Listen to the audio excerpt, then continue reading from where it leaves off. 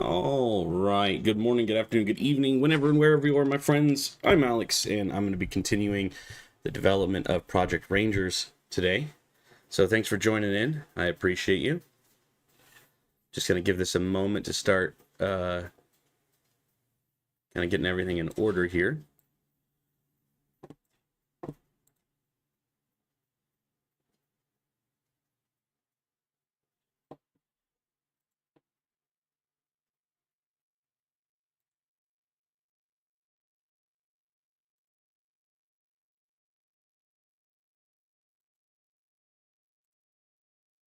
Hey, what's going on, Scott?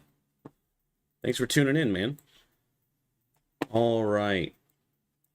Sorry, I trailed off there for a second. I was reading something. Somebody sent me something on Discord right as I was going live. So I just had to review that. Okay. So we're gonna continue in the development of where we left off yesterday. And I had said, well, let's review, I guess, real fast. Let's go into our main. I'm going to transition over. Okay, so I'm back inside of my Gdevelop project here, and there's a couple of changes that you might notice right away. So let's review those changes.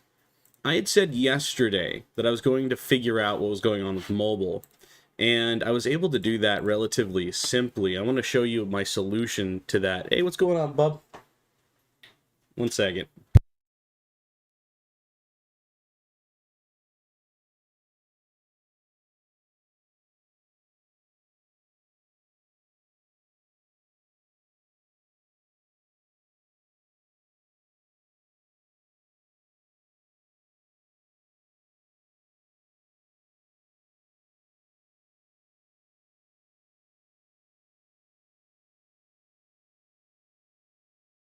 All right, sorry about that. I talked to the kid. Okay, so coming back into the project, I wanted to show you how I managed to resolve that mobile issue. Um, and it was pretty straightforward, actually. I just had to think about the way that Gdevelop handles these things. So I'll show you the result first. So now wherever we click, we automatically get the it automatically snaps in and assumes that we're clicking on the joystick, unlike what we had before. So now we have complete joystick movement with mouse click. This does work on mobile already. I tested it, and WASD works as well. There's a couple glitches in the WASD because we can press two directions at one time and it kind of freaks out our player movement. But we'll get to that. That's a little bug. And that just has to do with the structure that I did there. But we'll get back to that here in a little bit. So I want to show you what the solution was for this project. So effectively what we've done is we've taken the joystick and we've increased its size exponentially. And I basically I center it over top of the UI layer. And the reason for this is because when we click the mouse, as long as we're inside of this circle anywhere, it will automatically snap the joystick into function. So we don't have to double click now to do that. So what I decided to do was make it very big. And it doesn't matter where we put this now. I can, as long as it's in the game world somewhere, we can move it out of the way, right? And let me show you what we do here. So when left mouse button isn't down, when it's not down, we're going to trigger it once and we're going to say hide the joystick. We don't want you to be able to see it, or it'd be overlaying your entire game, right? And then on top of that, we're going to do another trigger once. And these could technically all be in one little section, but I like breaking mine down into each part. So that way I can troubleshoot and find where the issue is. So at trigger once, we hide the joystick, and then we change its position to more or less the sorry, when the button isn't pressed down, we spawn this at a XY location that happens to be basically where I had put this. So if right here 672 by 448, effectively we snap it. Excuse me. Woo! I didn't feel that coming until it's too late. It effectively snaps everything to the grid, and when we snap to the grid like that, or to that position, it overlaps perfectly. So that's why I set it to that location. and then we change its size to the current size it is, this really big scale. And then what I've done here is, you may have not used this feature before, but this is a local variable. And so you can add local variables by right-clicking, going to add, and adding in a local variable. Now, local variables are only accessible inside of this event sheet, only right here. If you can't leave the indentation or a child node, or you'll lose this. So we created declared a position of x, position x, position y as a number of 0, 0. And then when left mouse button or touch is done, we're going to show the joystick. And then we're going to trigger another once while true. And actually, to make sure that we don't overdo our code here, because we don't want it to continuously run. We just want it to run once. So when this triggers once, show it. And then we're also going to, the first thing we do, other than show the object, is we set the current position of X and Y to the cursor X on the UI layer and the cursor Y on the UI layer. If you don't specify UI, and I just want to show you briefly here, when we're on a PC device, we zoom in 3 times. Now, if we don't declare what layer we're zooming in the base layer 3 times. And if we don't declare what layer, it goes to the default base layer. And so what'll end up happening is this little weird mechanic where effectively, let's say, I'm not sure what all of this is. I don't really want to draw on this. Oh, okay, I see what it is. All right, we'll be all right. Let me create a new little layer here, make sure that I'm selected on it. Okay, so effectively what happens here is we have the viewport, and because this is zoomed in 3 times, it'll kind of zoom in like this, but the UI layer is static. So UI is static, meaning it's not going to change. And if we end up doing this, the zoom scale kind of does this. So we zoom in a bunch of times, and the viewport scales up technically. And what'll happen is this: you'll be able to follow your character in this sort of viewport size, but then the UI layer will be stuck in this corner piece because it's not zoomed in either, right? So if we don't select the UI layer and do the base layer, we'll only be able to access inside of here, because that's where the base layer assumes the UI layer is. But if we target the UI layer, it then basically deletes this and opens it up to the entirety of our viewport. In a rough explanation of how that happens. So now I'm going to move this out of the way so I can continue to my design point. We're going to go back to preview, and now we have our game as it is. So we have a move state, and what I want to do in this video is work towards a world generation. And in the world generation, I'm going to be focusing on a mechanic I've already built before, but it's actually, I use the same principle that I do in my inventory manager. So we're going to start the game development by generating a single tile, or a tile set that then builds itself. So it's going to randomly generate which tiles are going to go in here, and then it's going to spawn resource nodes for us to harvest and collect. So we're going to start on that mechanic now. So now that I've got basic movement in, I'm going to go into here, and we're going to create an external event, and this one is going to be world generation. And inside of my main script, we're going to go world generation, and now we're going to add that, we're going to link that in the external script. Okay, owned by another scene. Well, we haven't actually added it yet, so it's not. There we go. All right. So this is where things are going to get really interesting. So inside of our objects, or our tiles rather, I'm going to rename this as spawning tile, or we'll do spawn tile, and then we'll do another one that's just regular tile. So it's really important. We're going to duplicate this object. So I'm just making sure that in this one we have all the different elements I want. I actually don't want rocks for now. Nah, yeah, well, we can do that. That's fine. 1, 2, 3, 4, 5, 6, 7, 8, 9. That should be okay. So what we're going to do is we're just going to duplicate this tile. And this one is just going to be called style tile. and they're exactly the same thing. But we're going to use an interesting mechanic to build this. So when we get started, everything's going to be spawning from this top left corner, and we're going to be building a 10 by 10 grid, just like this one, from here to this point. All right. So I'm going to get rid of that original tile that we had, and we're going to start developing this so that it auto-generates as we need it to. So first thing we're going to do is design the first chunk, if you will. So into world generation, now this is a kind of an advanced concept, so, you know, this isn't really so much a tutorial as it is just kind of me getting started, or me programming. You're just going to be watching this, but I'll do my best to kind of describe what's going on like I usually do. So going into the group events, we're going to need a few of these, but I'm just going to add some just so I have them. All right, so we're going to get started with the foundation. These are, let's see, these are constants. Oh, I got my Steam open again.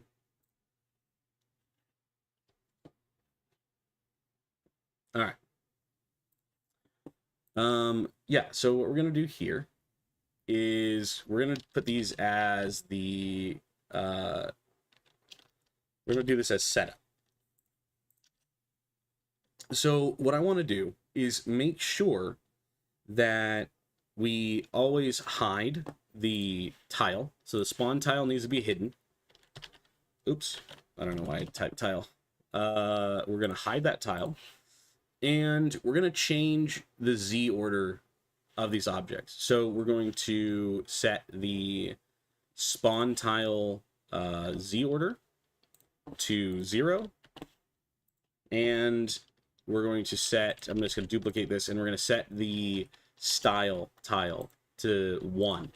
And what this does, for those that may not know, is when you add an instance to the game scene, it automatically changes its Z order depending on which instance it is. So every time you add one, it'll +1, but we're going to basically essentially set this one to 0. And then when we get a style tile, now I'm going to click on the style tile and change its animation by number. Let's get something where we can clearly see, like grass. And we're going to set this one to 1. It's going to overlap whatever is behind it in the Z order. So the higher the Z order, the further in front of, imagine these are stacks of paper. 0 or negative anything is below the stack of paper. 0, you know, each one is a page. So 1 is a page in front of it, right? So these are stacked papers like on a desk. So this is the first paper, this is the second one. And that's how you kind of manage that. And when things are on the same layer, whatever object was most recently created will take priority until you render, and you might have overlapping textures and things like that if you don't configure it this way. So anyways, that's what we're doing there. So we're going to set that first. And then we're going to get on into the generation steps. So I'm going to, okay, actually these are bothering me, even though I just created them. Visually annoying. We need to do a couple of things. We're going to start by setting the grid properties.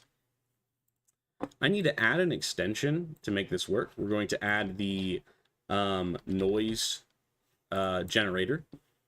This is great for procedurally generating environments. So we had a compatibility break. Let's generate. Oh, that's fine. That's fine. Okay. So now that we have the noise generator in, we can now access the noise generation setting. So what I want to first do is do an at the beginning of the scene. Now we're going to change and expand this later on, but for now, at the beginning, BEG, at the beginning of the scene, we're going to do a whole host of things. So whenever you're creating a grid, you have to assign a bunch of variables, and rather than creating a scene variable, which I used to do, well, now we have local variables that we can access. So we're going to create a couple local variables. These work just like scene variables, but they're only available inside of this particular script, and this is the only place I'm going to need them.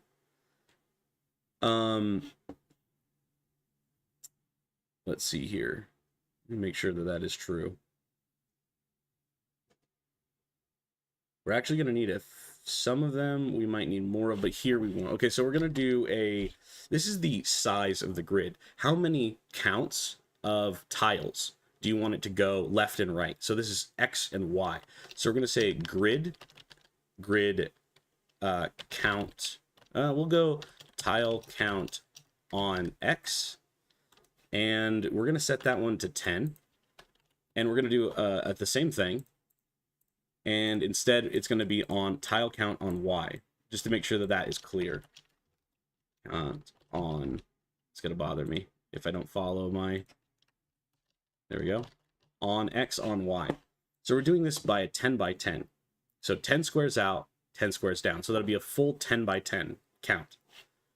So now that we've declared it, we can start generating our world. So the first thing we're going to do is create a noise, because we need some sort of value to be able to start pulling that generation from. So we're going to create a noise generator, and we're going to call this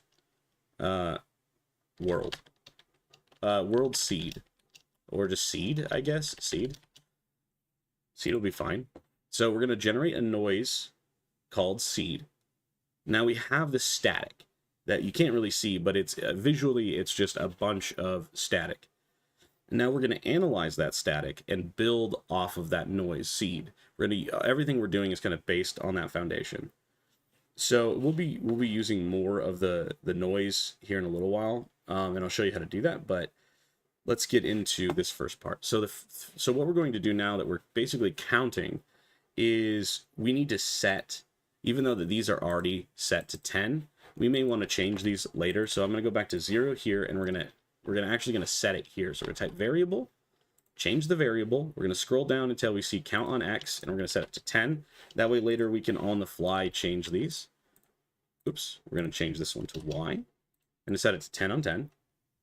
Now later on I'll be adding more things here. How many things we want to spawn, like resource nodes wise. So preemptively, I already know I'm going to need a couple of things. So I'm going to make another copy of this, paste it, because they're all going to be numbers. I want spawned nodes. Actually, I think I want these to be... Let me think about this.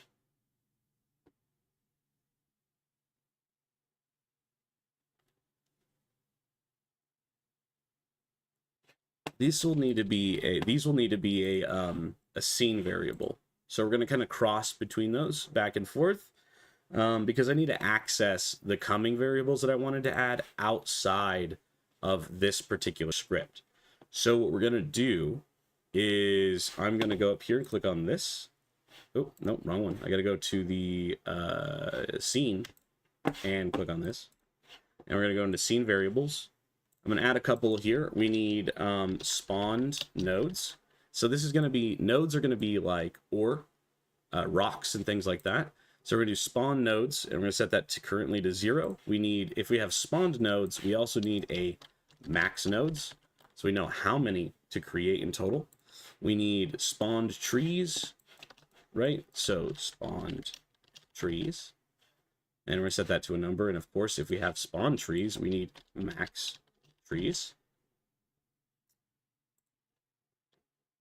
And if we wanted to add more detail like grass and things like that that are just kind of random, we could add that in here as well. So if we wanted extra terrain and goodness, we could do that. But for now, we're going to leave all those. I'm not going to generate any of those yet, but we would add them here when we do. Now, the next thing that we're going to do is after, we need to make sure it's still in the generation steps, but not a child. We're going to... check these conditions. We want to, we're going to do or, and we want to do at the beginning of the scene or trigger once. And we're going to add more to this later, and that's why I'm kind of prepping it this way. We might want another condition that causes these to like reset. So we're going to start here with targeting the noise. There we go. And we're going to target the noise seed, because we generated noise, but there's no numbers involved in that noise yet. So we need to now set a some sort of format for the noise, if that makes sense. So we're going to do random in range. We're going to do 1 to 9999999.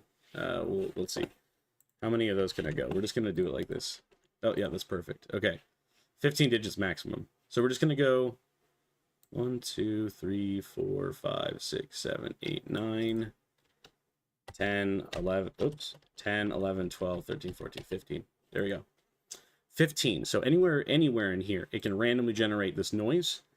And this will give us the static that we actually need to be able to randomize our generation.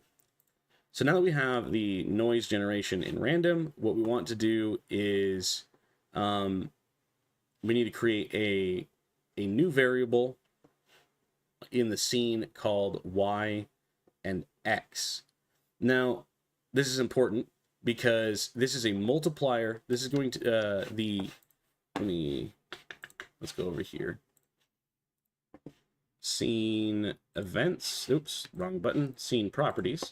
We're going to go into our scene properties and we're going to add a X and a Y. And this one needs to be accessible outside of this. So we're just going to call this X. Let's see, what can we do here? We can do tile X, tile EOS position X, tile position X, and then we're going to do tile position Y. So we're just going to duplicate that and do Y. We're going to leave them empty, and we're going to assign them here. So now we need to take the variable of X, or tile position X, and we're going to set it to 1, and we're going to set the tile position of Y to the same thing. And then we need to create a Boolean, because basically what's going to happen is we're going to multiply each tile as we create it and change the X and Y position by 1. So a multiple of 1, and then 2, 3, 4, right? And then that'll give us a tiled position. And basically what's happening here is we have a tile, and this is going to be spawned on, we're one tile by one tile. So imagine that this is like a math square, 1 tile by 1 tile, right? And then every time we're going to calculate the X plus 1, so we can get another one side by side, and then another one side by side, and we can do this with math and a multiplier. So I'm going to be showing you how to do that. And this is something I do in the inventory system when I'm creating inventory squares, so that way you can access your grid, right? Because we already told it that we want it to create a 10 by 10 square, but now we need to then identify each position. We need to create a square inside of that grid. Okay. Confusing, I know. It's all right. Follow along here. So the next thing that we have to do here is get a Boolean, which is going to help us loop. We're going to do a while this is true statement. So we need to set that up. I'm preemptively setting it up. So we're going to go back into scene properties, and we're going to add another one. And this one will need to be a Boolean. And we're going to say looping. So if looping is true, right now it's false. So we're going to change in here, and we're going to say variable, and we're going to look for that Boolean looping, and we're going to set it to true.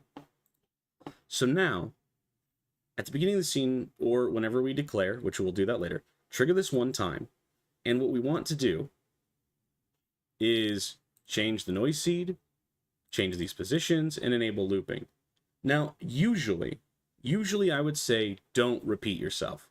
However, because this at the beginning of the scene has an additional condition, we have to separate it.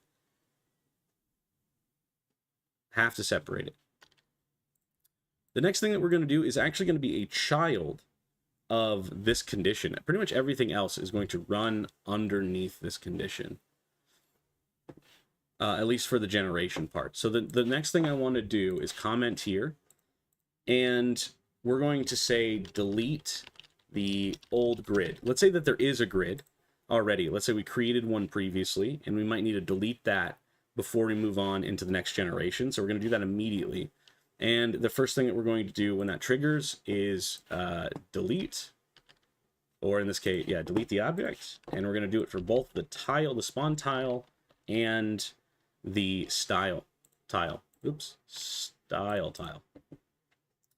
And then we're going to start the very next step, which is, pull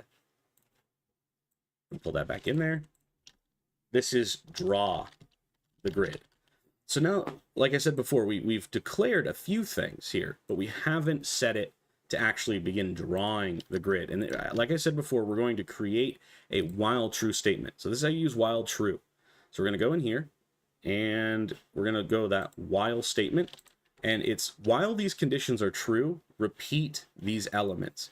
So we're going to add the condition, and we're going to type the variable again. We're going to go down into our looping.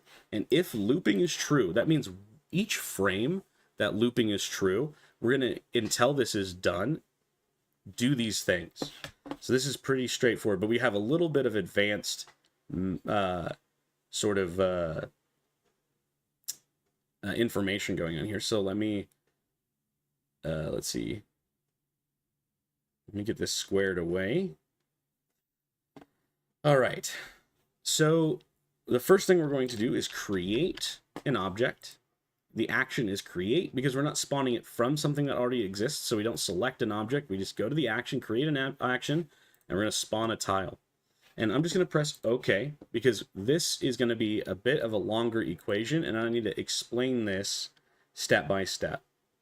So what we're going to do is we're going to spawn from an origin cube rather than a set position inside of our map, I guess, if that makes sense. So rather than setting it to like 0, 0 to start the first one, we don't want it to be created like that. We want to look for a specific object, and we don't have one yet in our game, so we're going to make one now. So we're going to go into tiles, we're going to create one, and we're going to just create a sprite, and we're going to call this origin, and we're going to import the an image of origin, and we're going to use literally none of those. We're going to create it with Piskel. We need to make sure that it's 16 by 16 because that's the size of our game. Click resize. And we're going to just make this like some clear color that we don't use anywhere else. Yellow is super bright. Default underscore origin. Just give it a proper name so I know what it is. And we'll just name that default now. Okay. So now we have the origin. I'm going to start up here on this little cube. So now, because the tile origin point is here, that's 0, 0 on this block. 16 by 16 is down here, right? Right at this square right here. So what the math looks like here is origin dot x, its x position, plus 16, which is our grid size, multiplied by that variable of x. So now we're going to multiply it by, what did I call it? Tile position x. Okay, so the origin plus 16, because, and we're going to do this both on the x and y, so it's going to go diagonal. So right now it's going plus 16 to the right, multiplied by the number that we need to do. So 0 is the origin cube. So that's why we set it to 1, 1, because what we're doing is saying going over 16, down 16, and print in that order. Over and down, over, down, and then begin the actual count. So it should, if memory serves right, go diagonally. And we're going to do the same thing here. So it's origin.y plus 16 multiplied by tile position y. And all of that needs to be done on the base layer. And we're going to do the exact same thing with the style tile. So basically these will be stacked on top of themselves. Now, what I want to do, and this is where things get a little crazy. Let me double check my properties here before I forget what I'm doing. Content variables. Okay, I also forgot. I need, for this equation, I need one more property, and I need a tile position seed, or like How do I explain this? It'll be okay. I'll just, we're going to call this tile S for now. Or tile S. S. X. Y. I wonder if I can just explain it this way. It might be a little bit easier. Let's go back into our role generation. It automatically renamed those things for us, so we don't have to worry about that. But in this generation, let's see, what I need to do is we're going to change the opacity of our spawning tile. So that's going to change its transparency. And then we're going to weigh that value onto the style tile when they're in collision with each other. And we're going to change the style into the appropriate texture that we want. It's kind of confusing, but just keep watching here. So what we're going to do, this is a complicated one. We're going to go into the opacity of the tile. So we're going to go back to spawn tile, opacity, hit OK, because this is kind of a long bit here. So I need to add a feature into our Gdevelop project called extended math. Extended math support. Go ahead and install that. This will give us advanced extended math features. So we're going to target the extended math. So we're targeting the extended math behavior. And then we're going to do what is called map. And this is kind of a bit of a process here. But effectively, it converts a number, right? And then like through a range. And then we're going to convert it to something. We're going to look at the lowest value in the range and then the highest value of the first range. So effectively what we're going to pass through is we need to put map inside of brackets like this, and we need to target the noise generation first, noise, and then we're going to get noise 2D because we're targeting a 2D plane.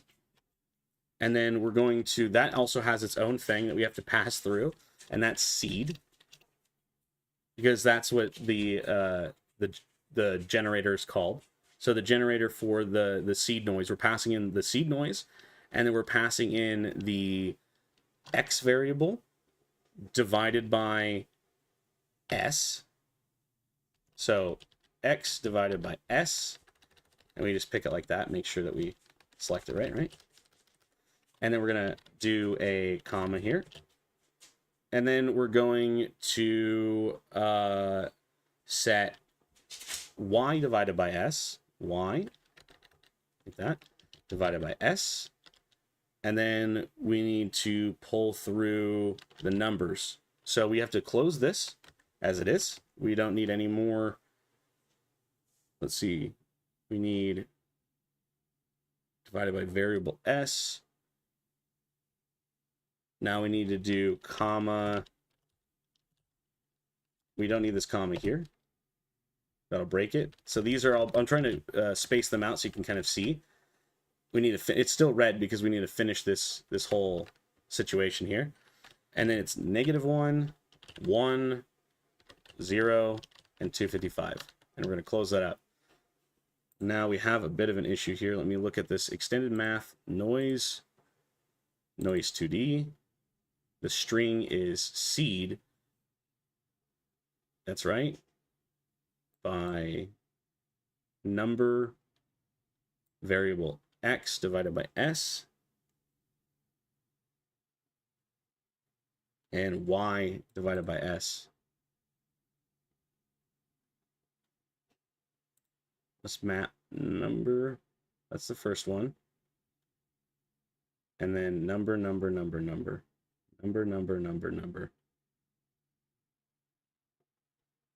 There's just a formatting issue, I believe, here. So because this is, we're going to go backwards here, and I'm going to go back to my scene properties. We're going to call this tile POSX. or tile, we're just going to do tile X, not position, because it's not a position. Tile X, tile Y, tile S. Let's see if we can just reset those and see if that'll help visually going on here. These are numbers, so we don't need to do variable to string. What is going on here? Noise, noise 2D, bracket, string, math, -1, 1.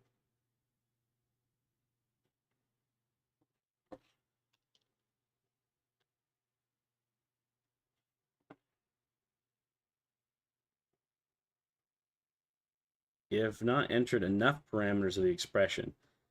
I have goofed somewhere and I can't figure out where it is.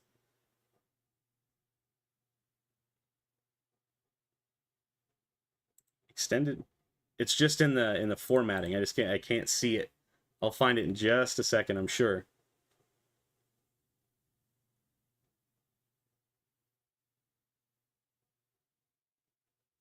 Now, we used to be able to do variable like this, but that's not how it works anymore. So I'm trying to think of the new system. I could just call it by X and Y, but why isn't it doing that? Let's bring these back together, just make sure that we're just not like a weird format issue. Tile Y, tile S, tile X, tile S. There's, what?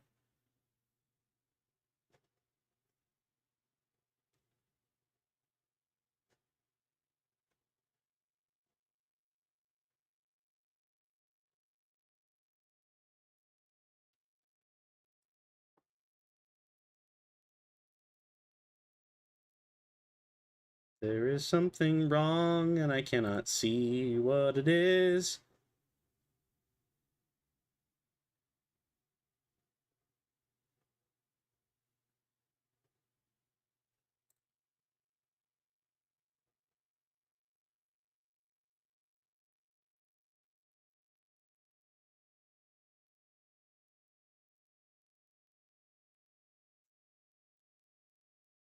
No, I think that this does not need to. Oh. Oh my lord. Thanks, Reborn. Yep. Reborn found it. I was like, where is that? Where is that end? I forgot because we used to do with variable. When we used to need to wrap these in variable, my whole brain shut off there. When it was, I know exactly what happened. I'll just copy this real quick. When we, I used to do it as variable and then like tile S, like that. And then we would have needed the extra quote because it would have been an expression like that, but we don't need to do that anymore. And my brain just shut off there. So there we go. Now we've got the tile system kind of building. And I'm not going to configure an ID or anything like that currently. But what I want to do is every time we print through this, I want to change the scene variable of the Y, the printing Y. So that would be tile X, tile Y over here. Oh no, I just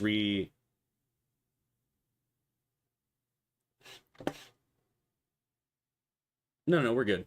No, we're good. Sorry, I'm thinking in math terms, making sure my math is right, and I wanted to make sure I didn't forget anything. We need to, then I'm just going to copy the Y, and we're going to paste this, and we're going to do add 1 to the Y axis. So every time every time we're done through one of these loops, we're going to go down 1 and then do it again, go down 1, do it again, go down 1, do it again.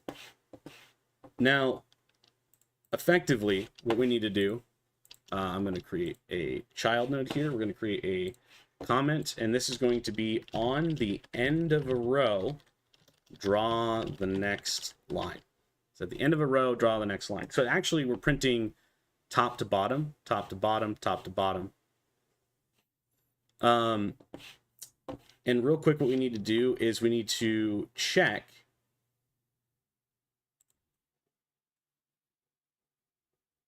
Meliku? I don't know how to say your name. I'm gonna call you Mela.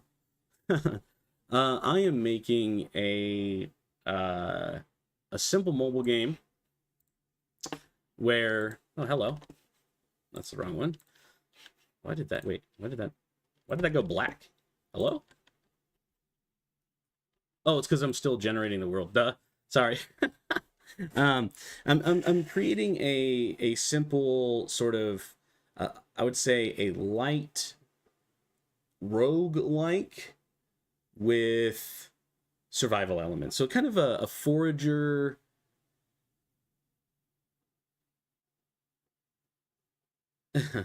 Well, hello, from America to Italy.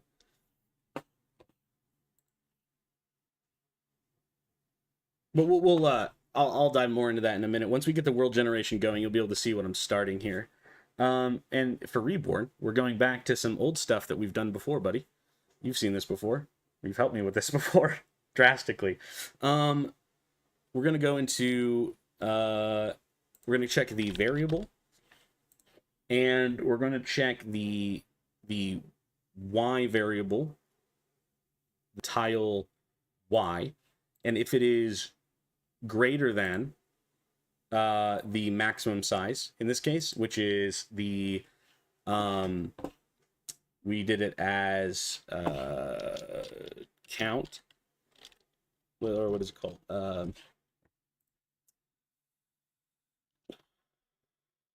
Tile count. Oh no, I'm not going to be able to do that.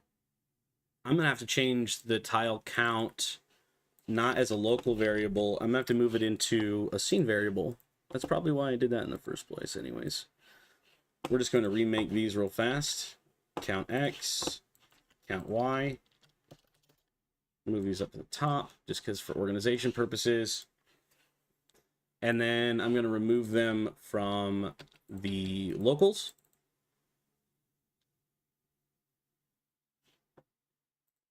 How do you make lives? Like, how do you give your character health?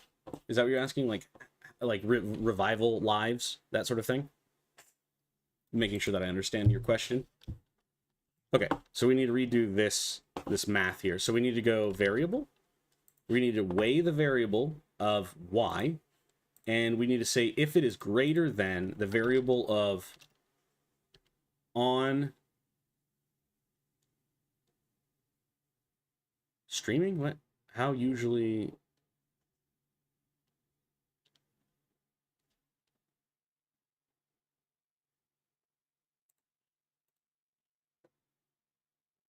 Oh, how many times have I streamed on YouTube? A lot.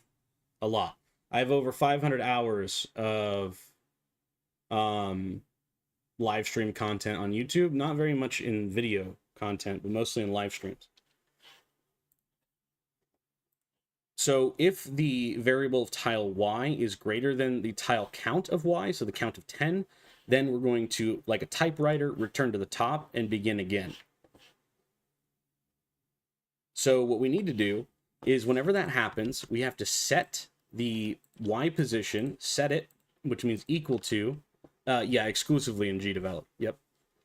And then we're going to target the tile X, and we're going to add 1 here. And basically, like I said before, we're printing now like this. So this is 1, this is 2, this is 3. It's going to do that 10 times. And then because we set it back to the 1 position, because it's y1, x1, right? And then y2, x2. And so what we're doing is we're going all the way down until this equals y10, and then we're returning it to the top to start on the x number. And then we're going to go down again. Hey, thanks so much, Mela. And we're going to keep doing that until we run out of our blocks. So now that we've done that, we need to, at the end of the loop, so I'm just going to copy this comment and say, on the end of the grid, stop looping, right? So it's pretty straightforward. So when we get to the end of all of this, stop it. So the way we judge that is by copying this variable and instead check tile X onto tile count X. We could do this either way. You could count left to right or top to bottom. This is just the way I'm doing it, so do it your way. The first thing we want to do is set the variable of Boolean. So we need to go check the looping, and we're going to set that to false. So that's going to turn this whole condition off, right? And then as soon as we're done, as we turn off in the looping, we're going to delete the object of origin. Okay, so now if I preview the game, we should see that we have a 10 by 10 block, which is on a different plane than we are because we suck. And no, I'm just kidding. I forgot to, we're going to put the player Z order. We're going to put it at like 10 for now. That way he's on top. So there we go. So now we have a randomly generated chunk, if you will, a chunk. And what we're going to want to do is every time we're done, I'm going to delete the origin cube, and then I'm going to create another one next to it and around it for each terrain that we want to buy later on. So that way we can harvest, kind of like forager. We're going to harvest what's on our square, and then we're going to move to another one, and it's going to activate. When we are close enough, we're going to send the materials over until we build it, and then it's going to reveal itself, and we're going to be able to move into it. So that's kind of the direction we're moving in. So rather than, there's a couple of ways that we could do this. Helper Wesley has an excellent tutorial on how to build map generation, and effectively what it does. For those that are watching, I will absolutely navigate over to another project here real fast. I'm going to save this so I don't lose track of where I'm at. And I'm going to go to my build for, not Project Lore, it's something like Lore. Where is it at? I just released it on, Folklore. Okay. So in Folklore, what I use is these points over here. I'm going to turn off the grid so it's easier to show you. There's a green point here. There's a red point here. And then another point and another point over here. So why they're all stretched all over the place, but let me show you basically what's going on here. If I open my grid again, we're going to set it from 16 by 16 to 1280 by 720. And I'm going to hit apply, and I'm going to show you the grid now. Now, if we look at it, we can see that our grid, our canvas of our game, is this size. So if we're going to create another scene, another part of a map that generates, we need to do it from a position of over here, right? Because then it'll create it from the top left position of 0, 0, and it'll stretch it to the left. And same thing with up here. They'll stretch it over here and down if they're this size. It'd be like printing new ones of these, right? So boom, boom, boom, boom. So we're going to use the same concept as this, but instead we're going to be generating our chunks. So rather than using, one of the benefits of doing it this way, actually, before I get too confusing here, in the project manager, let me show you. I create external layouts, and here's an external layout called layout 1, right? This is just a dirt 1 is what I call this one technically, but what happens is, because this is a full canvas, we can import the external layout. So I'll show you this in game on this one. If I preview, and let me spawn a weapon. As I move north, eventually it will create that map. That wasn't there before, as I showed you previously. So we have this little map set up, and it's building those tiles. But rather than pre-building them, I want to randomly generate them. So rather than hand making each external layout like this, we're going to instead generate them randomly using the format that we have. So I'm going to go back to, cancel, close that. That's annoying. Space Rangers. Yep. Okay. So effectively now, when this origin is going to get deleted. And then when it's done printing, 1, 2, 3, 4, 5, 6, 7, 8, 9, 10, I want it to create another one. And now it's going to create one in a 10 by 10 grid is what I need to do around it, just like we did before in that other example. So that way, if I create another one, it'll be able to spawn off of one of these blocks. And remember earlier where I said there's conditions that we're going to need to meet? That's what this is for here. So we have a seed count, and we have the total tile count that we want. That won't change. at least not in our game, or not in the one I'm building. And then what I want to do is reset this anytime a new origin is within range of our player. So if we're within range, and certain conditions are met, then we'll trigger this again. But we'll come back to that later. So now that we have the grid being drawn, what I want to show you is underneath the draw grid. So we're going to collapse this. We're going to create a new child. It's not a child of the while statement because we're done with the while statement. Now we need to go to the biome, the drawing of our, the detailing of our cube, right? Our land space. So what I want to do is create another event group because I like to be neat and tidy. And we're going to call this one biome generation. And we're going to start by just doing the default biome. So we're not going to get too complicated here, but what the formula that we're doing, because what you can't see in this is that there's technically a transparent, we use this extended math formula here to change the transparency of one of the tiles. Now, because it's on the bottom, if I remove this style right here and we open, let me show you, we're going to remove, we're going to comment this out for a second. So now we can see that there's a gradient over top of our tiles. Now, it's hard to tell the differences because it just kind of looks like a big flat singular thing. But we'll be getting more into the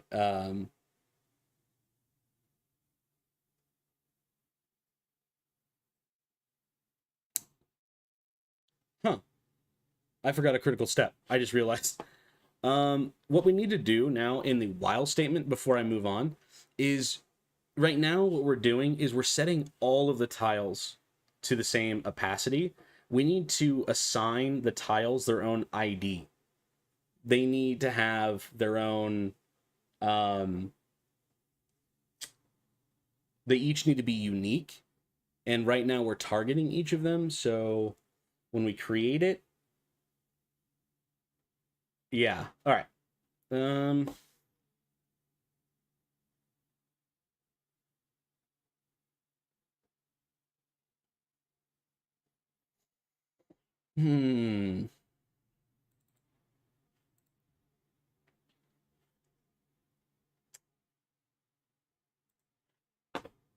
Let me think about this for a moment.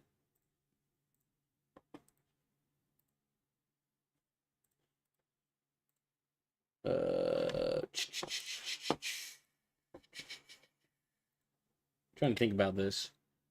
Yeah,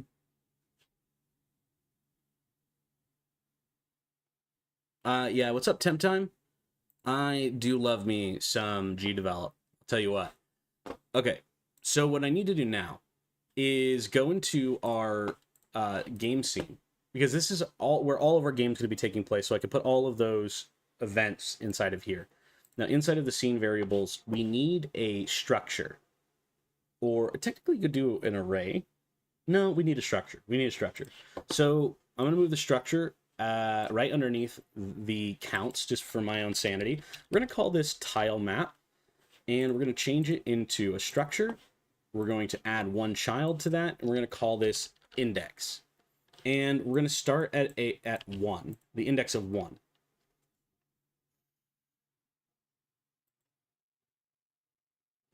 Now,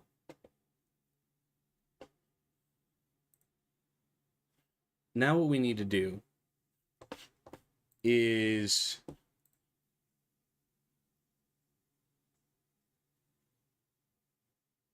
oh, it's okay. I can help you with variables. We need to, let's see. So in Gdevelop, objects should control themselves. They should make all objects except for potentially the player should manage their own variables. So don't make scene variables or global variables for objects. It should be inside of the object itself. Yeah. So we're going to go into variables for the object. So the object variable for spawn tile, and we're going to add one and we're going to just call it ID. And this one will be 0 for now because it doesn't actually matter yet. So each time that this is added, so this is an object, right? Objects. When you add something to the game, it becomes an instance of an object, and the object is spawn timer. And here we can see ID 1. If we add another one in, this one's ID 0, sorry, ID 0. If I change this to ID 1 on one of them, this one is ID 1, this one is ID 0 still, because it's an instance. It's a individual version of that object. So what we're going to do is, now that we have a counting system, or at least we have a way to extend our tiles. So what I need to do now is recreate this, and to visually show you, I'm going to keep that off. We're going to add, we need to actually add it above this variable change. So every time we create a tile, it's going to apply these properties to that individual tile. And so we need to identify each tile individually so that they don't all get overwritten. So what we need to do now is set the spawn tile variable, because we created an ID variable. So we're going to go to variable ID, and we're going to set this. We're just going to hit OK, because I want to type it out so you guys can see it. I'm going to move it up, and this needs to be equal to the tile map index. Tile map dot index. So the ID of the tile map, the spawn tile that's being created, is now going to be assigned to a number that we are calculating, or that's inside of our scene variable. Now we want each of them to be now what we need to do is increase the tile ID. We need to first add the tile to the tile map. So let's see here. We're going to, so we created the ID, and now we've assigned the ID. Now we need to add that tile to an index, like a table map. So tile map dot, like, just underneath tile map, it'll be like tile map dot 1, tile map dot 2, and that'll be each one for that segment. So tile map index, we're going to then add the, how do we do this? Array, this is an array variable. Add a variable to an array. We need to add the, I'm going to hit OK. So we need to add a value to an array variable. So we need to move this up. This is complicated a little bit. So what we're going to do is do the spawn tile dot ID. So we're going to add the current ID of the tile. So the tile's ID would be, the first one we create will be 1. So tile ID 1, we're going to add that to the tile map array. So we're just going to go in and click tile map, not dot index, the actual array of tile map, because tile map is technically a structure. We declared it as a structure, but when we call it in here, we're going to add a array to it, because this is a number into the array, so we can target it per variable. So tile map 0 will be the index, tile map, or rather it'll be 0 is 1, 1 is 2, 2 is 3, so on. A little confusing. And then what we need to do is change the variable so I'm going to copy this and paste it, and we're going to change one of these to tile map.index, and we're going to add one. Okay, so let's digest this again. While we're looping, create an object, change its opacity, assign it an ID, move that ID into the array map that we've created, +1 to the map index, so the next one will be in the next value, just like we do with the Y. Now when I generate and preview, we should see, if memory serves. Why is that not working? Well, all we've done is assign each one. We haven't really set a for each. Alex, what's going on here? Think about this.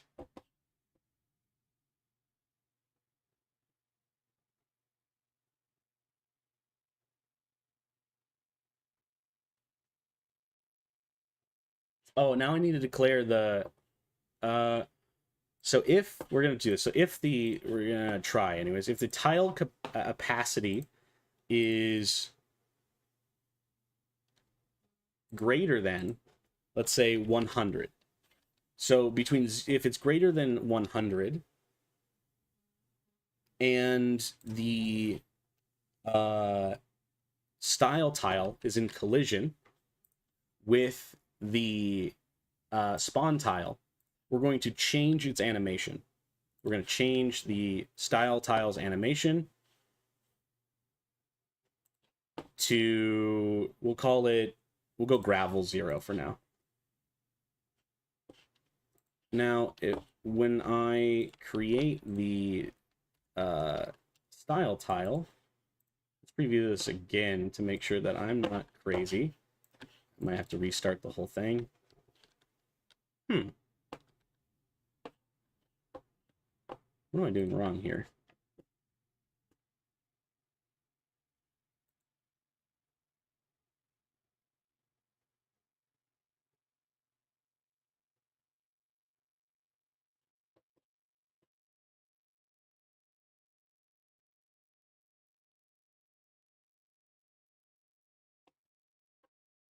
Maybe this number's too high. Let's cut this down a little bit. Know that that would be a problem. No, I wouldn't imagine so.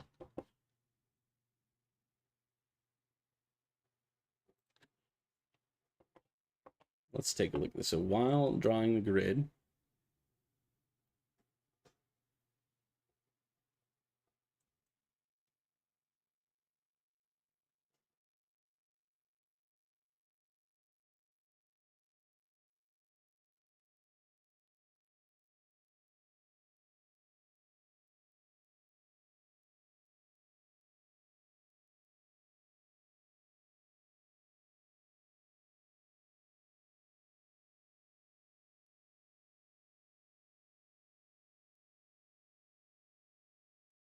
let's see here.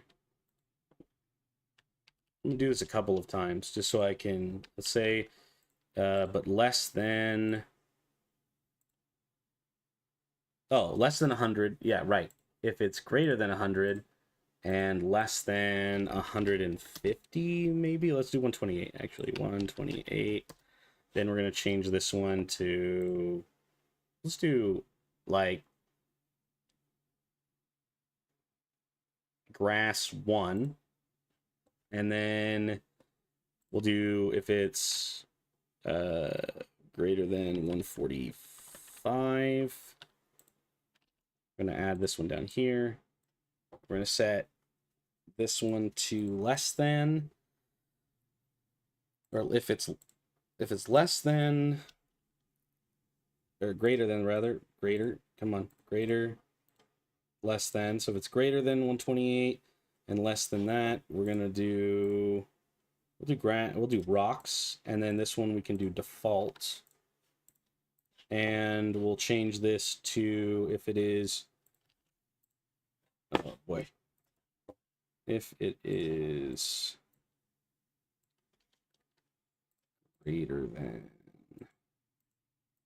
45, but less than 165. Sure, we'll do something like that for now.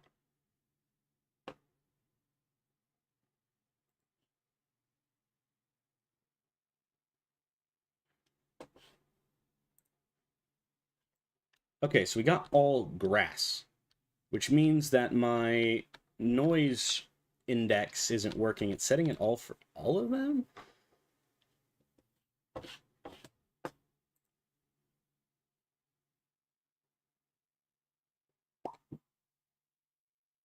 What have I done wrong?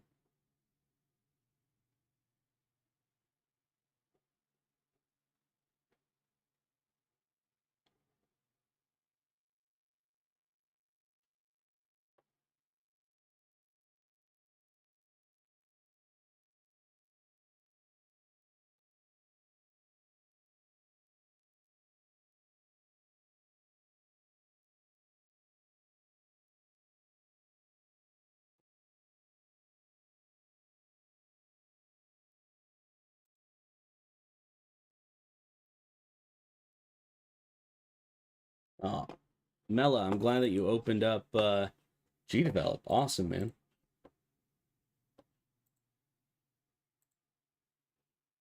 I am overlooking something here. Why is that?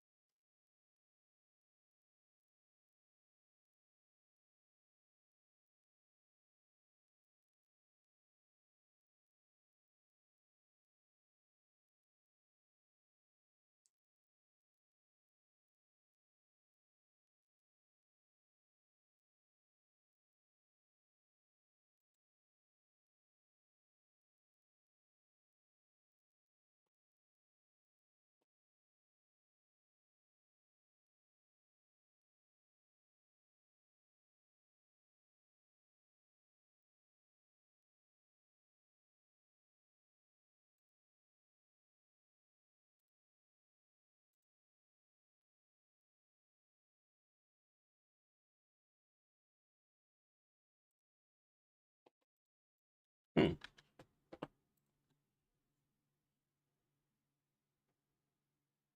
There has to be something going on here that I'm overlooking. I guess trying to figure out what it is.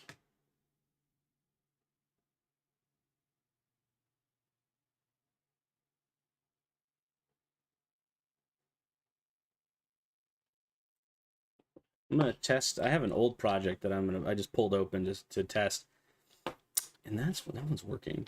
What am I missing here? I'm just going back to my old project that I've been thinking about a lot recently, and I'm just thinking about how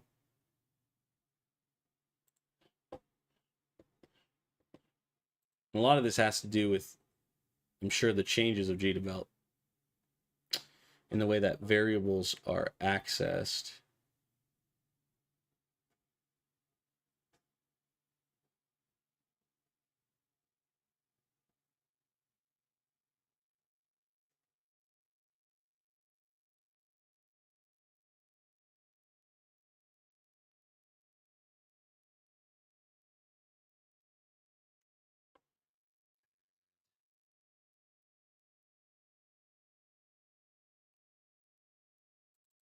Is there a as a number? Yeah.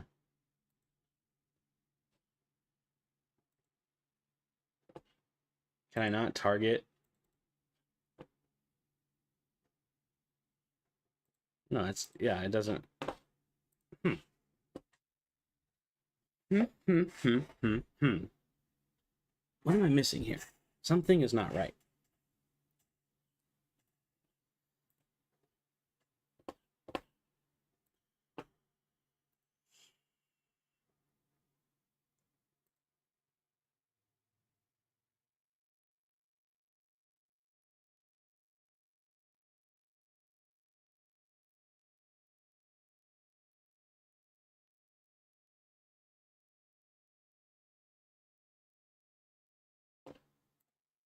I hate when this happens.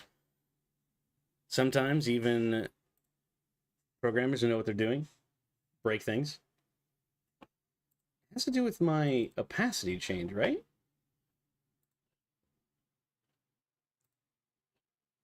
They changed the way that noise seed generates? I don't think so.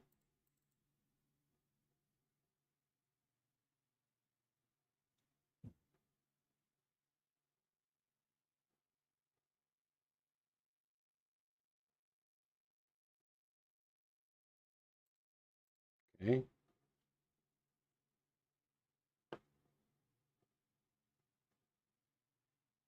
I want to convert the tile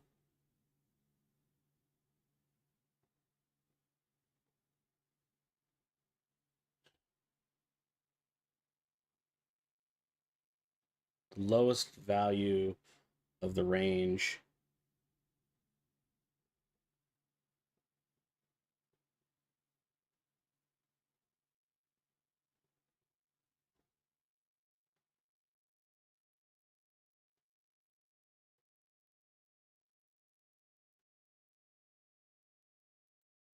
Oops.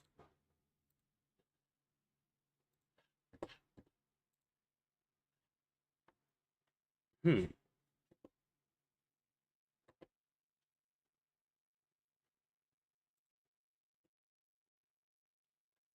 I think it might have to do with the... I gotta check out noise again.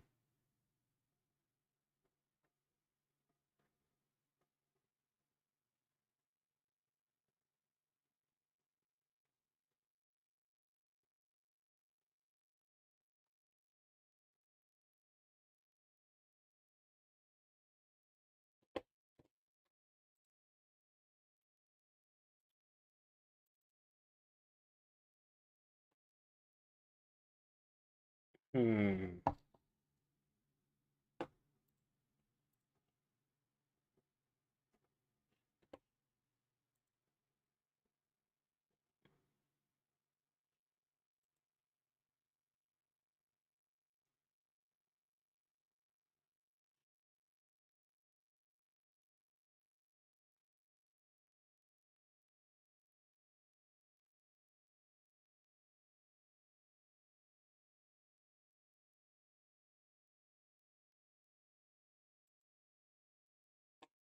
I'm gonna go look at my bugger, I guess.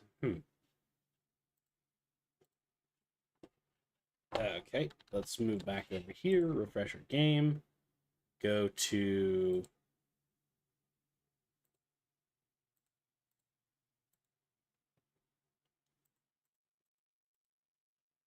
I'm surprised I can't see its opacity, I'll be honest. I would have thought that the instance, which makes sense, I guess. What we can do, just to find out if it has something to do with... Because technically, what I thought, at least what it used to do, is while this condition is true,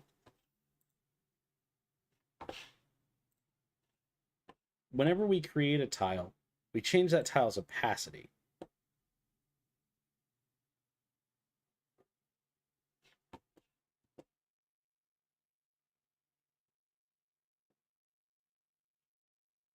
What is the... Do we even end up caring about the Z order? In that world generation, hide the tile.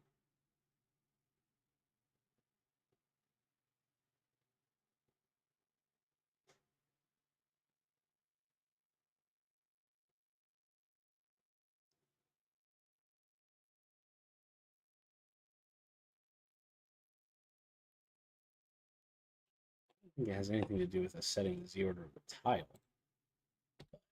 I will.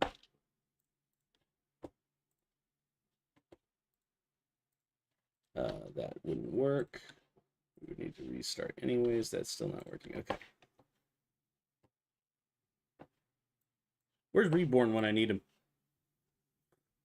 Where are you, Reborn?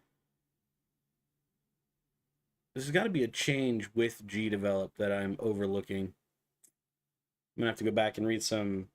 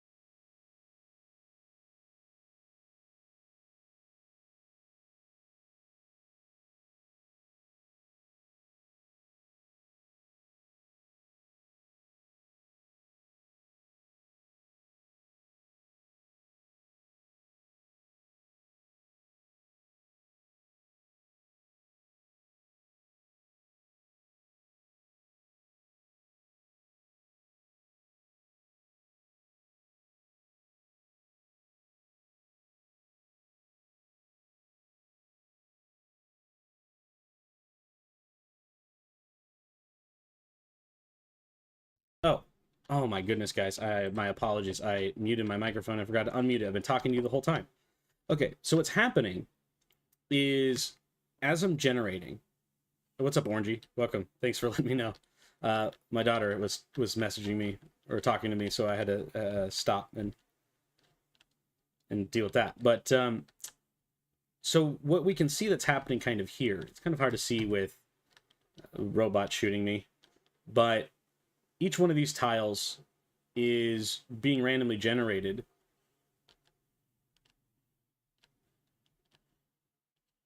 based on the seed noise, but something is wrong in my seed on this one, and I'm not getting it to post properly. And I feel like it has to do with my... We're just going to copy this print screen. I'm going to have to send this down into Gdevelop help because I think that something in the engine has changed, and I'm just not sure where that is.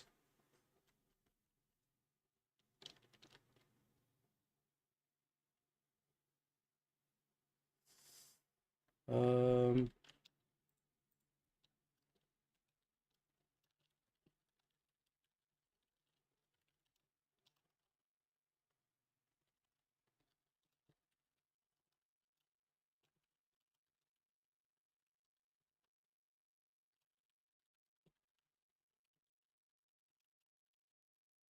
uh, no.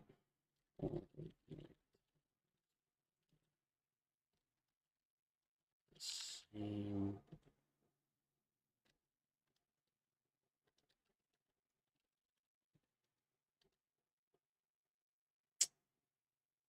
Uh,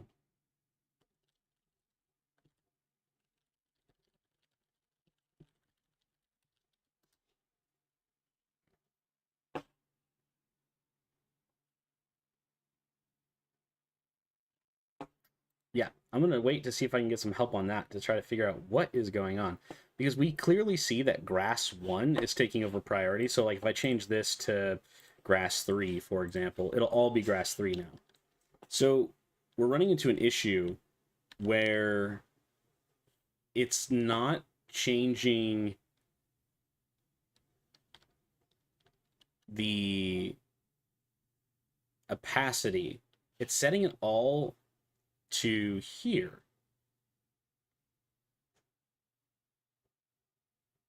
So there's something wrong with this.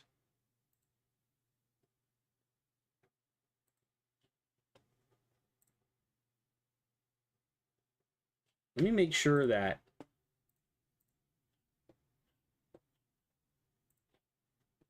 my S variable is set to 1. That's why. I think that's why. Ah.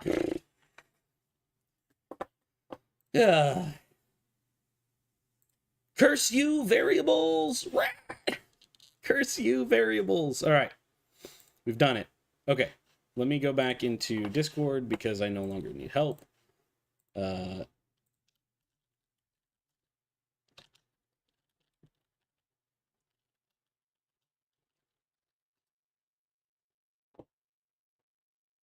Okay. There we are. See, now I look like a genius. Because before, everyone's like, "Do you sure you know what you're doing?" Yeah, I know what I'm doing. Come on. All right. So now what we can do is close that, and we can relaunch. Look at this. So now, although I don't want to use rocks, we have some form of world generation. It's crude, sure, but this is a great starting point for us to get rolling here. So what we're going to do is fine tune this a little bit. We're going to do all gravel variation. So what I want to do is go back in here, and we're going to change each of these to some level of gravel. Gravel 1, 1, 2, and 3, or 0, 1, and 2 technically, and default. So now it'll all be blotches of gravel. All right. So what I want to do from this point is create objects called nodes. Nodes are things that we can harvest in our game, and we want to spawn them in this radius because what we want to do is create an environment where there's going to be randomly respawning elements inside of this grid, and or rather it's going to randomly place them, and then when you harvest them it's going to hide them, and then it's going to unhide them after a timer so that you can harvest them again. And each one of these are their own self-created islands, effectively. So then we'll create kind of more stuff off to the side here. And what I want to do, just for my eyeballs, is to go into our scene properties and change the background color to something a bit more dark. So that way we can more clearly see what's going on in our game. Okay. So, as we can see here, we have lots of random generation. It works perfectly. Now what we're going to do is add those nodes. Okay. So to do that, first I need to create a couple of things. 1 second.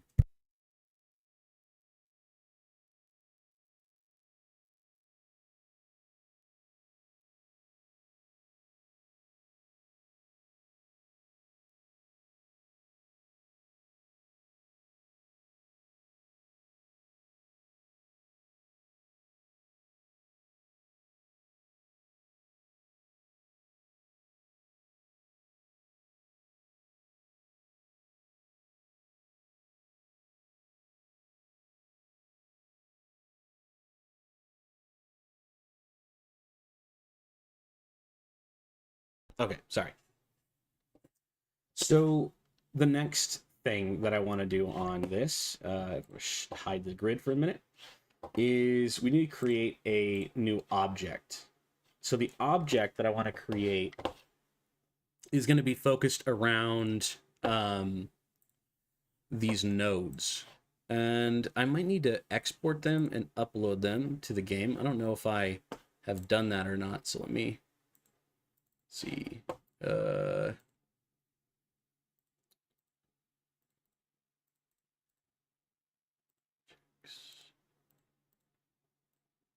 Nodes. Okay. All right. So I want to create a object called nodes.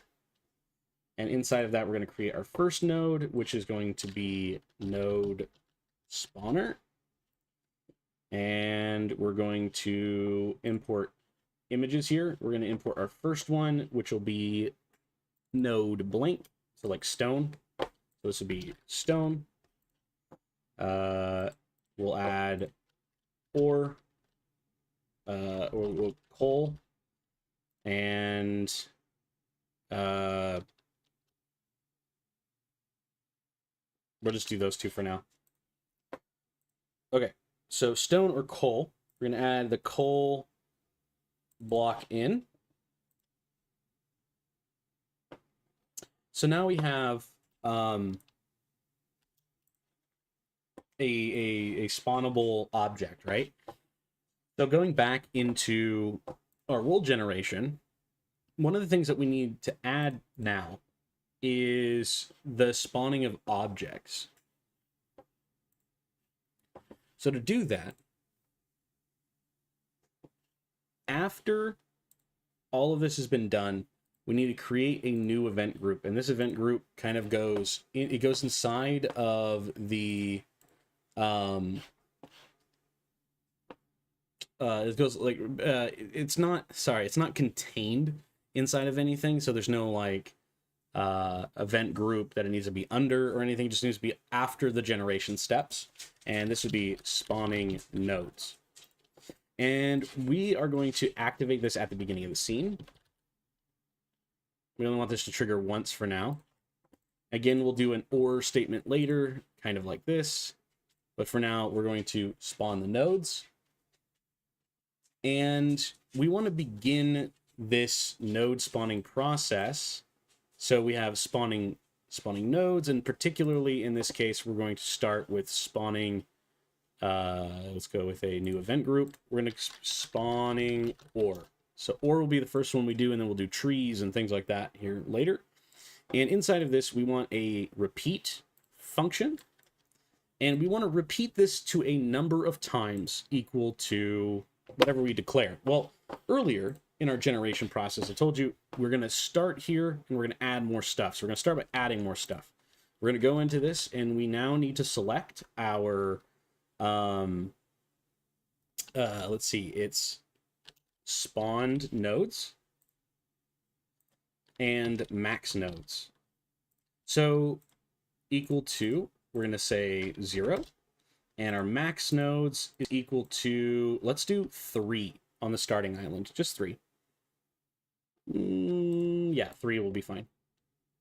So now that we have the max nodes set, we have a total number of 0 currently, and we have up to 3. So we're going to repeat this a number of times equals to spawned nodes. So for each node that in the calculation, we're going to spawn it. And actually, that needs to be max nodes, not spawn nodes. So max nodes. So how many times? 3. And we're going to check if variable spawned nodes is less than max nodes. We're going to pick, so pick, and we're going to do pick a random object. We're going to pick a random style tile. You technically could even be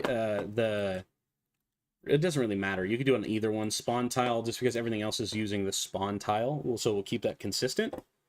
We're going to do a drop down, a child node. So at the beginning of the scene, repeat for each number of nodes. And because this is following after the generation, we can repeat that at the beginning of the scene. And also, we have to put it after because the world must exist first. So we can't create something out of nothing. The world must be created, which it does, and then it jumps down the script.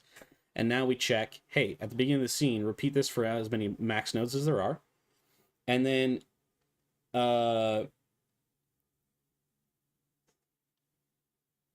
if we're going to want to create a group, so we're going to be adding groups in. We need to add a group, and we need to call these collision entities.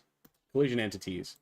So we need to add the node currently as one of those entities, because what we're saying is that what we need to say when we're creating it is if the tile isn't in collision, so we're going to type collision, and then we're going to say isn't by inverting it. If it isn't in collision with a collision entity, we're going to trigger this once. So if it's not collided, so pick a random tile. If it's not collided with that tile, right, create the node. So create object. We need to select the node, and we're going to position it at spawn tile .x. Oops, that was goofy. Interesting. I'm going to copy that and move it back here. X, Y. So it's going to target that random tile that we picked. We said pick that tile. Check if there's anything on it that shouldn't, like, that it's going to interfere with our collision, and then create it. And then what we need to do is, once that's done, we need to add to the variable. So variable value, go down to spawned nodes, and we're going to add 1. Every time a node is successfully created, we need to do that. And so this is, let's create a comment here, and this is check if valid spawn, if when true, spawn a or node. Okay, we're almost done with this script. So after we do that, we need to indent one more time underneath this element because we're going deep in here. And we need to say for each instance, so we're going to right click, add, for each instance, for each object, we're going to say for each instance of the node that's created, we're going to trigger this one time for each node. And we're going to set a scene variable. In this case, we could use a local variable if we wanted to, but I'm lazy, so we're going to just pop this, the scene variables out again. I'm going to add another one called random, and it's going to be a number value. And so we're going to set the variable of random equal to random in range, which means every time we load this, it'll randomly try to, every time the script runs, for each instance, it'll re-randomize that number. And underneath this, we need to continue down one, and we're going to say if random in range 1 through 5. So we need to say if random, if variable random is less than or equal to 4, we need to do one thing, and if it is greater than 4, we need to do something else. So this is a, so if you think about it mathematically, so there's 5, 1, 2, 3, 4, and 5. There's a large percent chance now, there's at 4 of 5 chance that it'll spawn as whatever we declare it as. So we're going to go in by name, and we're going to say stone. And then down here, we're going to copy this and paste it, and then we're going to say coal. So now, we need to do one more thing. So down here, because we did if true, when false, reduce spawn count by 1. Because what's going to happen is it's going to add 1 first, because that's happening first. If that's true, create it. But it's going to do this pretty much no matter what. So what we're going to do is duplicate this statement, and we're going to invert this and say, when it's in collision with this, don't create one minus 1. So we're going to create it again. And then, that's all we need to do. So now if I run this, we should now, hello?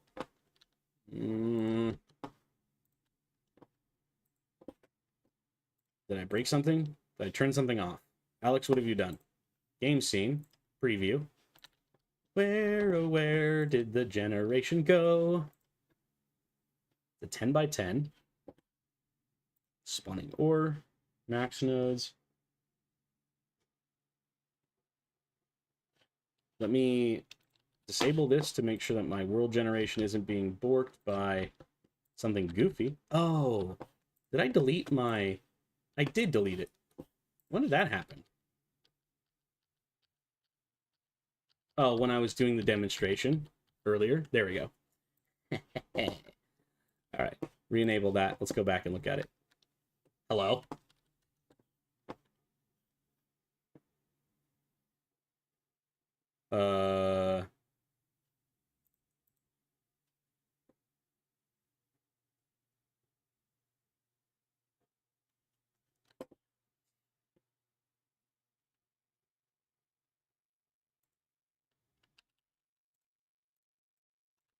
That way I just don't forget that again.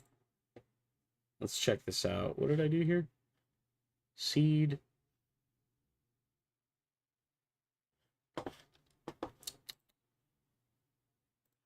Alex, what have you done? What broke? I am thoroughly confused. Show my grid.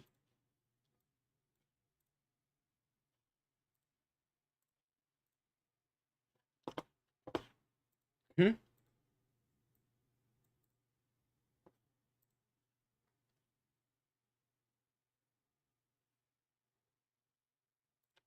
I didn't... What is going on? we're going to go ahead and save our project and reopen it. Let's see if Gdevelop had a fit. Because I'm genuinely not sure why that's not working now. What did I change? What did I change? Only thing I did was set S to that. Did I delete something? Accident? We only have one origin block, right? Yeah. World generation.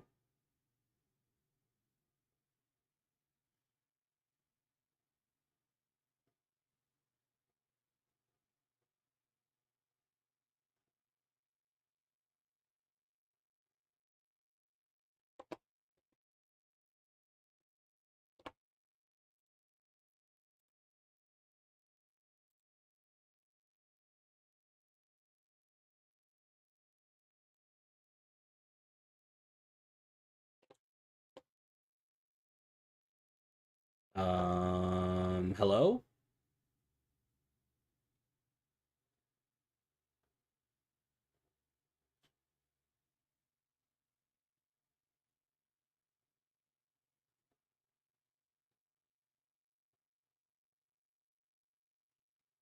Yeah, right?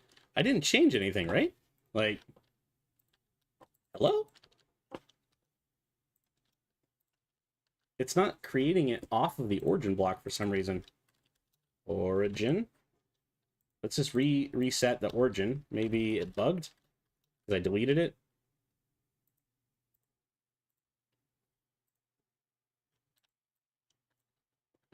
Let's unhide this and see if maybe something got broken there. Hello? Hello? What is happening? Origin. Put that block back. Save. Preview. Well,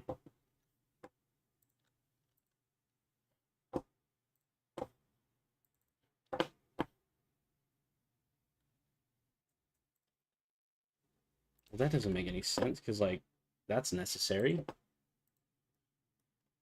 It's, like, not reading world generation. Did I accidentally remove it from, like, my game scene? No, it's right there. World generation.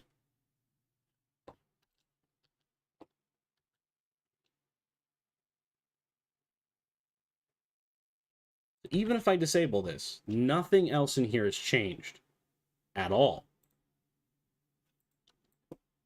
Why is that happening?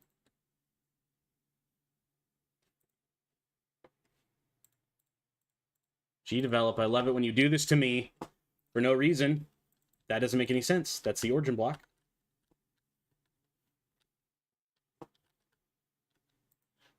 Let's go view our debugger. Let's go back into here, preview. We need a preview with debugger. And now we're going to refresh this. It's not spawning any of the tiles. Okay. So let's go back in here.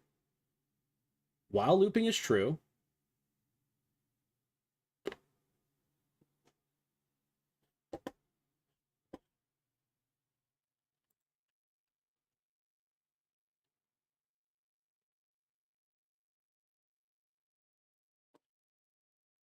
wait, what happened to my looping condition? Oh, it got removed from here. I must have accidentally deleted it. What happened? I don't know when I did that, but apparently so. Let's retry this. No, that's not it either. Hello?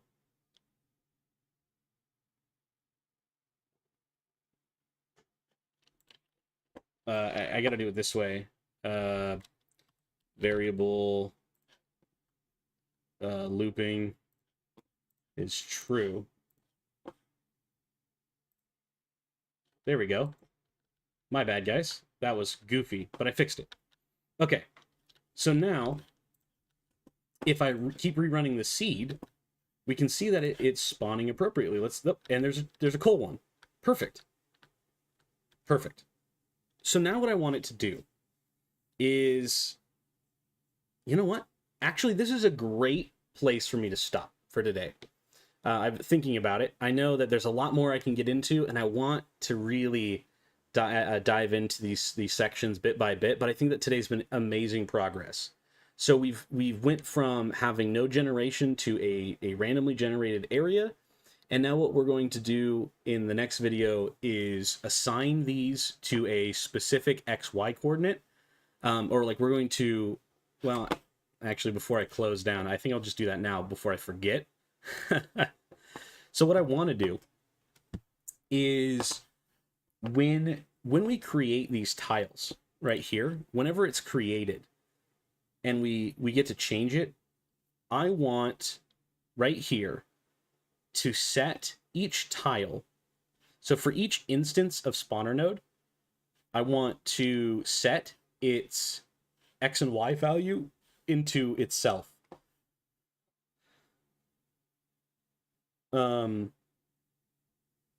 No, because we're never gonna delete it.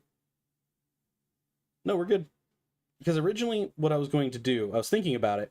I was going to go about this a really complicated way, but effectively what I was going to do is assign each one of them an XY coordinate whenever created.